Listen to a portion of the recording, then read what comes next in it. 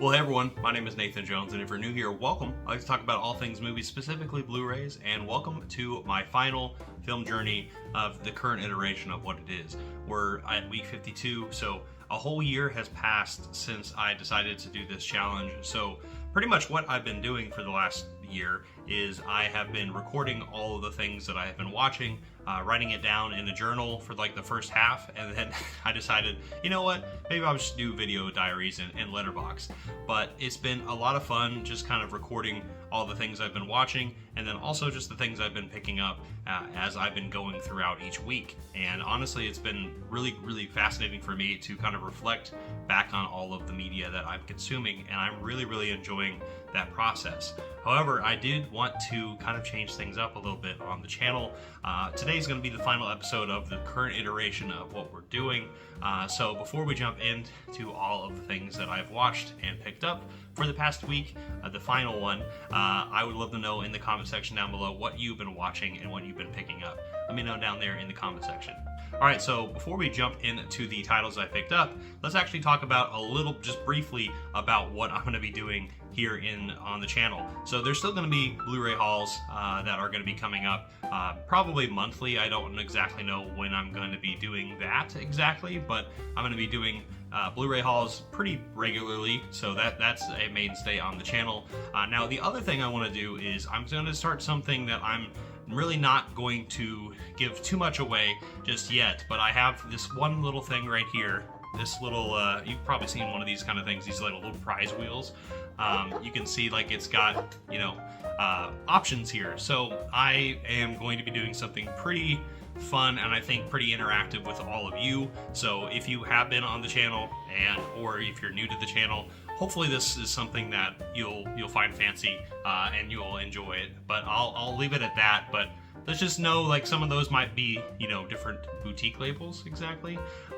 But I'm going to be kind of focusing a little bit more on what I'm watching in a thematic kind of way. And so I'm really excited about that. But also, and that's all I'll kind of say on that. But now let's actually jump into the titles that I picked up for the past week.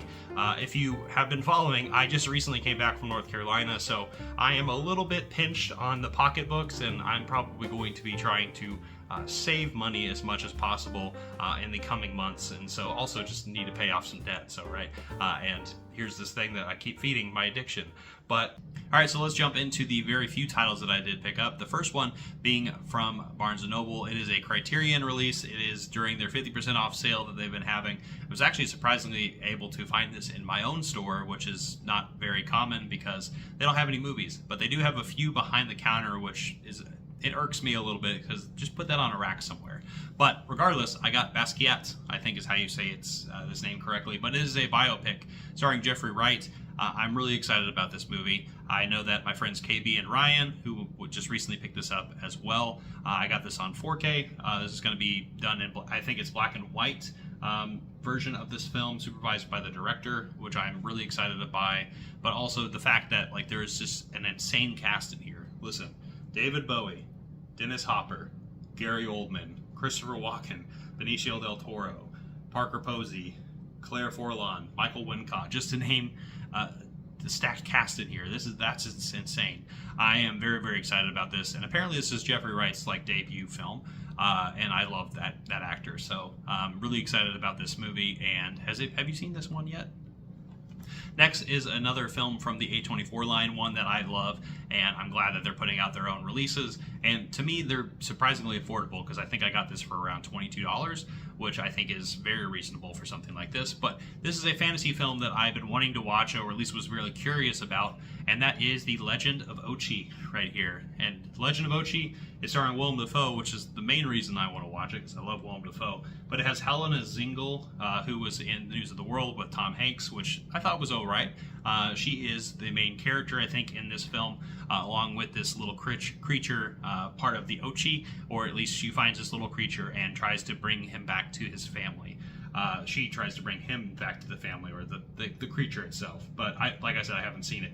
It also has Finn Wolfhard in here as the older brother. But yeah, this just looks really exciting, and also just this world that this director had created, Isaiah Saxon, just looks really fascinating.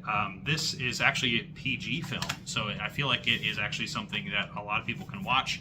There is the creature itself, Ochi, along with our main character.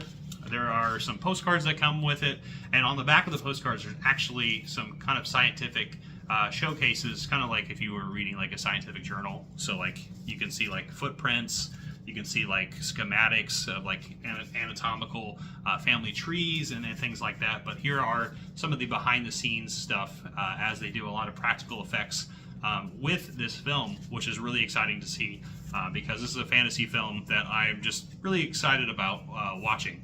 And so yeah, there is Ochi right there. And there is the Blu-ray, which I just got the Blu-ray of, but like, look at that fantasy world. This looks really, really fascinating. It looks really, really fun, and I feel like you can watch it with the entire family because it's only rated PG. So yeah, I'm excited to watch out The Legend of Ochi. Alright, so the next film I have is a DVD because I don't believe there is a Blu-ray copy of this film, but it is actually the start of a series between these two gentlemen, which I'm excited to dive into because I've heard nothing but good things from literally everybody I've ever mentioned this series to, which is kind of crazy I haven't seen it yet, but I'm talking about The Trip right here. We have Steve Coogan and Rob Brydon as they go along. I feel like this is My Dinner with Andre meets a Rob Reiner type of film, so we're going to see some comedic kind of aspects as they're eating some really fine dining, and I don't really know too much, but it says eat, drink, and try not to kill each other. So they're going to be going on this road trip eating this food. But I just got the first film, right? And I've actually had the last three films that have come out, which are set in the sequels, I guess, of this particular trip. The first one is the trip to Italy, right after the first film. Then the third film is the trip to Spain. And the last one is the trip to Greece, which actually I think they're going to be making a fifth one. I don't exactly know, but that's what I've heard. But I'm excited to finally watch the trip movies. I'm sure I'll be doing this little mini project here very, very soon. All right, the next film I'm going to show you is something that I have to kind of warn you about because the cover is quite glaring. But this is from Vinegar Syndrome. This just actually came out on 4K from them, and they restored it, and they did a really fantastic job with it. I just recently watched this movie for the first time a few weeks back, actually. I didn't watch this version of it, but I was able to rewatch this recently as I just picked it up, and I really liked it. But again, fair warning, here is dirty work. There's the front cover of Norm trying to get his shirt back. This is starring Norm Macdonald, which I'll put this down here, and let's just show you the slip cover here of this should actually have been the hard rigid case cover of it. Another legendary scene from this movie, probably the most legendary scene. It goes on way too long, but there is the 4K slip cover right there, and then the film itself. There is the original art right there for the poster. But man, this is a really dumb comedy in like the best way, and absolutely speaks to my sensibility and the type of stuff that I enjoy. So if you're a fan of like Billy Madison or Happy Gilmore, I think this is up your alley. If you're not a fan of that, don't watch this because you're going to hate it. And when I watched this initially, I watched it with a group of friends. Half of them loved it, and I was in that group, and then the other half were absolutely just not having it, and they did not like it. But there's a lot of extra features on here from Vinegar Syndrome, and I was only able to watch one of them, which is a new making of Note to Self Doing Dirty Work, a 63-minute produced making of documentary featuring interviews and the cast and crew. The other thing about this is, unfortunately, Bob Saget, who is the director of the film, Norm Macdonald, who's the main character in the film, and also Chris Farley, have all passed away, and so they couldn't be involved with this film. And this edition of it, I suppose. But there is a really heartfelt and kind of tribute to them from all the people behind the scenes, like the writers, the producers, the director. They put a lot of love into this, so there's a lot of really excellent special features in here, I'm sure. But that documentary really kind of spelled it out for me. But I'd give this movie a 4 out of 5. I rewatched it again with that new 4K transfer, and I adored it. Alright, so now let's talk about some TV shows that I've been watching. And last time I was here, I actually was talking about a particular British show that I had been watching, and I finally finished the entire series, and that is The Mighty Bouch, which is a series I remember from my childhood watching old Greg clips and the things. I remember maybe watching some Zoo clips, which is like from the first series. But man, oh man, this is a quintessential British show right here. But I was finally able to watch series 3, which is the final series of this particular kind of duo of this skit group of these two. This one is definitely more cosmic, or at least spatial, as they kind of go on various adventures in various creative ways. But I feel like this is probably maybe the least memorable season of the bunch. I definitely didn't like it as much as I liked the first 2 series. However, I still had a good time, and I definitely would recommend this, especially if you are somebody who loves British culture and also just really stupid slapstick comedy. This goes really well with Dirty Work in a very different sensibility. There's American comedy and there's British comedy, but I definitely recommend people check out the Mighty Bouch. I'd give this entire series a 4 out of 5. Again, I have seen clips from my past, but I finally was able to watch the entire series, and I had a blast doing it. So I definitely recommend it for those sickos out there who like comedy. All right, so let's move on to the show that I'm currently watching. In fact, I'm a little well over halfway through at the moment, and I actually got this a couple months back from Groove.com, and I picked up Batman Beyond, the complete series, which this is bringing me back to a time of my childhood, because I watched the 90s Batman series, and this is a continuation of that in a sense. Kevin Conroy is still Batman, but he is older. This is in the future. Terry actually picked up the mantle from Batman and has this new get-up and is kind of in the future in high school, gotten it going from maybe like an episodic kind of adventure style story, and it reminds me of my time watching this series, and also making me want to watch stuff like the Justice League Unlimited.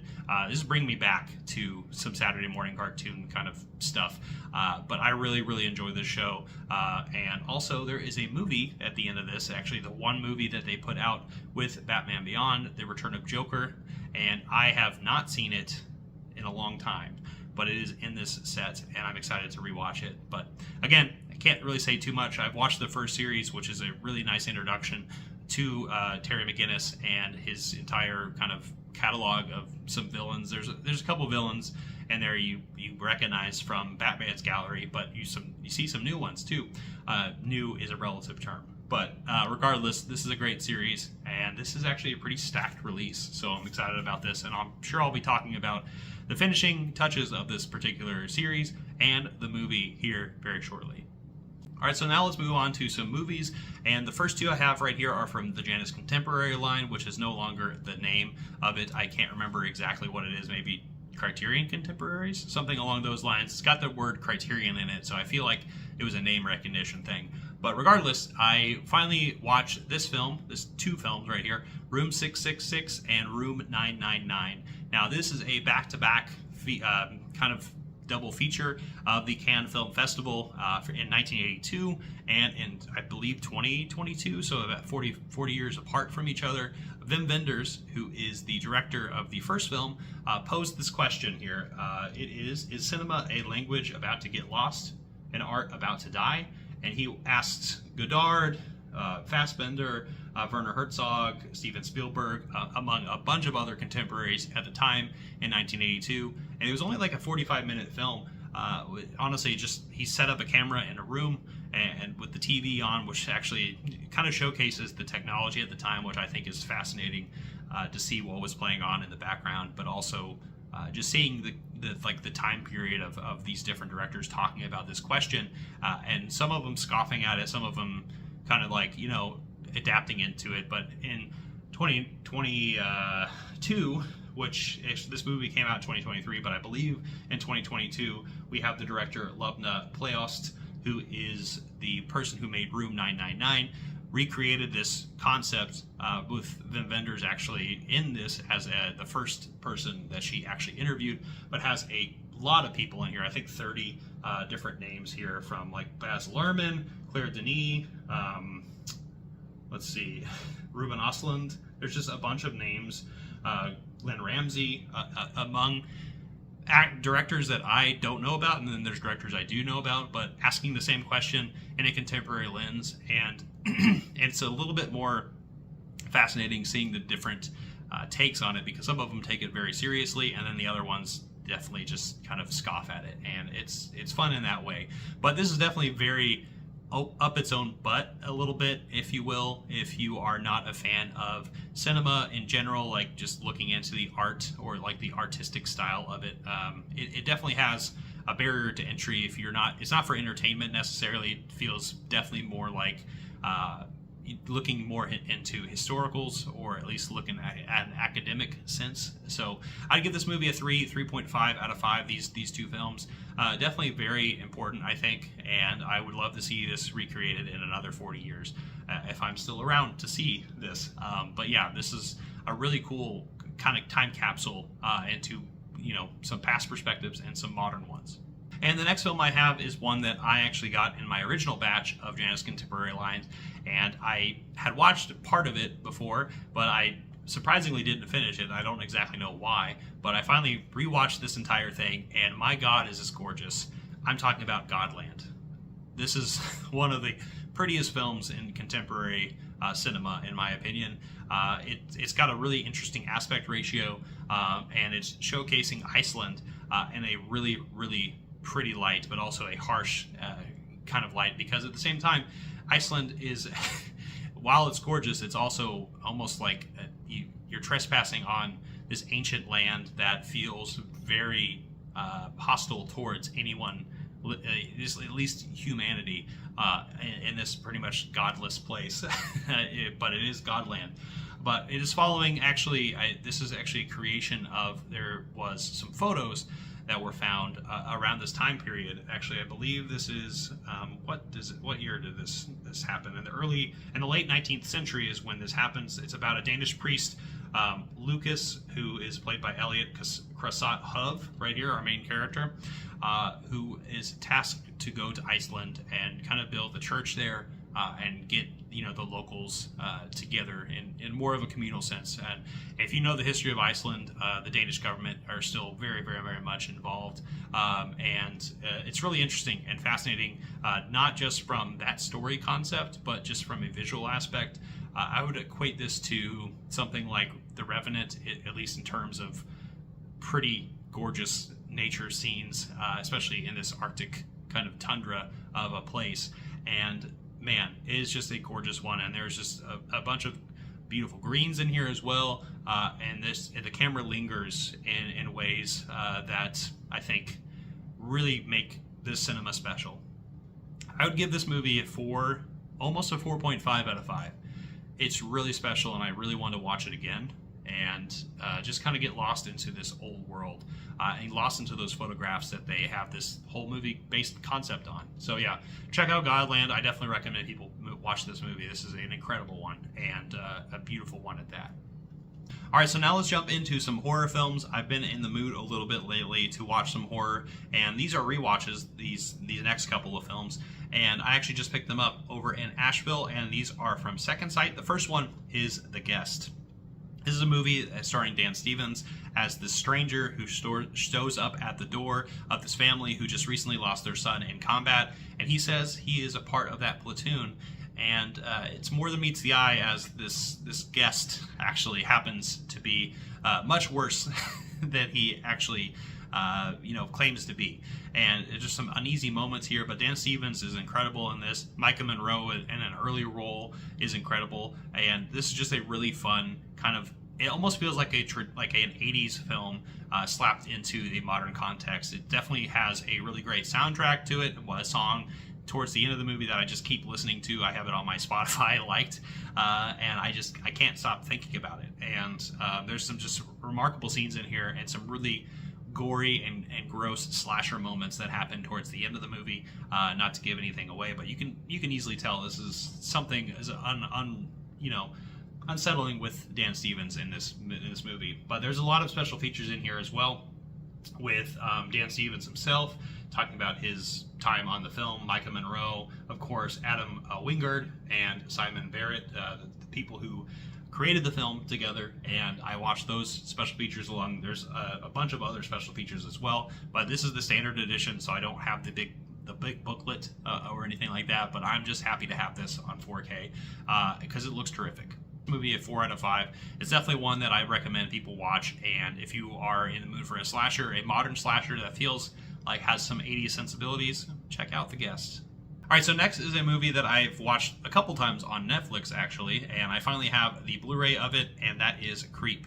And I just have the normal standard edition here that is starring Mark Duplass as this creep, as these videotapes, these people who he offers $1,000 to come film him just in a day, and he always has a different premise in mind, and I'll talk about those different premises. But in this first concept that happens, you get this guy who comes to kind of film him for this one-day job, and talking about a dying man of his unborn child, which is what Mark Duplass's character is pondering and saying, like, hey, like I just want to record something for my unborn kid, and I want you to be involved with it. But things get progressively weirder, as the name suggests, and it just goes in a very crazy deep rabbit hole. But it's used found footage in a way that is pretty creative, and I think is a really brilliant concept. And I'm a big fan of found footage films, and Mark Duplass, the Duplass brothers in general, I'm a huge fan of. But this is a really unsettling role for him, and he picked up the mantle actually multiple times here, because he did Creep 2 and he did the Creep tapes, which we'll talk about here in just a second right here. But I would give this movie a 4 out of 5. It's a movie that's kind of crept on me, pun intended, of something that I've enjoyed more and more as I watch it. And even if I know the beats of the story, I think it's a really well done story, and the special features in here are really fantastic, as Second Sight always does. I was able to watch Beach Fuzz, a new interview with Patrick Brice, who is the co-creator alongside Mark Duplass, who is the one who directed this film. Patrick Brice, that is, and Into Darker Territory with Mark Duplass, kind of talking about his role in this, and Creep 2, and then also jumping into the Creep tapes right here. This is season 1. This is a series from Shudder, which I shockingly need to get again. I feel like my Shudder subscription has lapsed, which is sad because I love horror films, and I really enjoyed this series. This is actually a 6-episode web series. It almost feels like a anthology of sorts, but it is, if you've seen the end of Creep, you notice that there are actually multiple tapes of different people he has invited over to do various things that I had mentioned, different tasks, and that's what this particular series has. Apparently this has been renewed for season 2, so there's going to be continuation, but I was able to watch these 6 episodes, and I had a really good time with it. I actually feel like you get a better idea of where Mark Duplass's character comes from, especially in the last episode where he's with his mom, which is just really weird and a really weird, creepy way. But I really enjoy this series, and I like this character and this universe that they are putting out together with Peach Fuzz, who is our main character right here with the wolf mask on, which is an alternate ego of Mark Duplass. But regardless, the Creep and the Creep tapes, really fun. Definitely recommend checking them out if you've not seen them before. Go watch it on Netflix and Shudder.